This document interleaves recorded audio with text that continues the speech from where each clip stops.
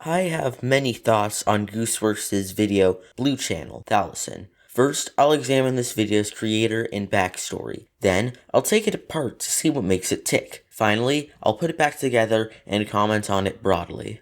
Before I do though, watch it yourself. It's short and best experienced unspoiled. Part 1. Background. Gooseworks is an American content creator on YouTube. She usually makes music, but sometimes makes animations as well. This Blue Channel idea started in her video, The Blue Channel, and was developed in Deep Blue. They're like Thalassin, with blue and yellow themes, VHS effects, 4:3 aspect ratio, and slightly uncomfortable music. An enormous difference in these two is Deep Blue, ending with the creepy humanoid figure in the text, "You let us in." That's what you need to understand. Part 2. Details. Thalassin starts with a blue background, just like the others. It then quickly cuts to a fake medicine commercial with a phone number scrolling at the bottom. Side note, Gooseworks has stated that this number has nothing to do with the story, so you shouldn't call it. End side note. It then introduces the fictitious and titular mental ailment, AED, Advanced Emotional Deterioration. Its symptoms are lack of feeling, emotional outbursts, fog of the mind, or memory loss. Alarmingly, 70% of those 21 years or older have it. Its symptoms can damage workplace performance, social interaction, and general well-being. It then introduces us to the equally fictitious drug, Thalassin, which eases AED. It has pills for several emotions, which it displays using an illustration of a man experiencing those emotions. Happiness, sadness, anger, fear, and relief.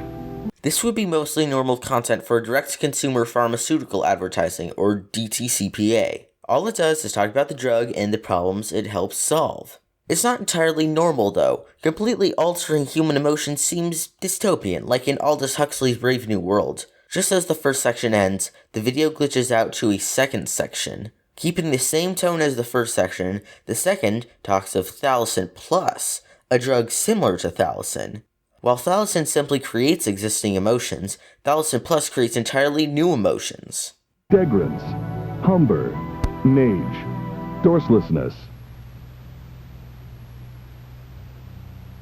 Andric, Veronate, Pawnish, Harp, Trantiveness, Teluge, Mrick. Did you notice how perfectly crafted the Dorselessness moment was?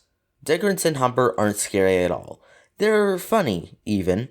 Nage seems a tad creepy, but nothing is too unusual about it. With the same rhythm and delivery as the others, we are hit with Dorselessness. It frightens.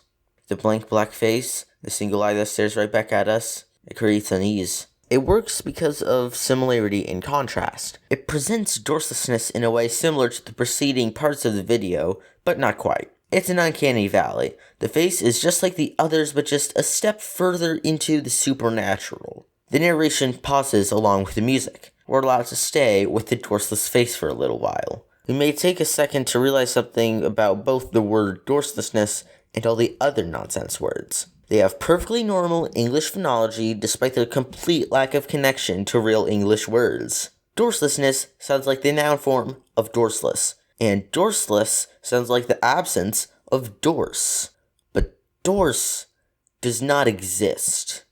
Through all these methods, it grabs your attention and doesn't let go. The faces only grow to be more inhuman and terrifying. The Andric face twists in an Edo-esque fashion, and the Veronated face is shrunken in every part but the head. The Pawnish face is mashed and scaly, and the Harfam face is inflated past the point of harm. The Kine face is squashed into an antenna, and the Transitive face is either exploded into a pillar or spliced into a trypophobic pattern. The Teluged face is surprisingly normal, and the Onlent face is an eldritch mass of teeth and flesh, only visible for less than a second. The list ends with the eerily poker-faced Lorik, but soon cuts to... We don't know what this is. We can't know. We don't want to know. And then the video ends, just as calmly as it started. And so begins Part 3, Summary.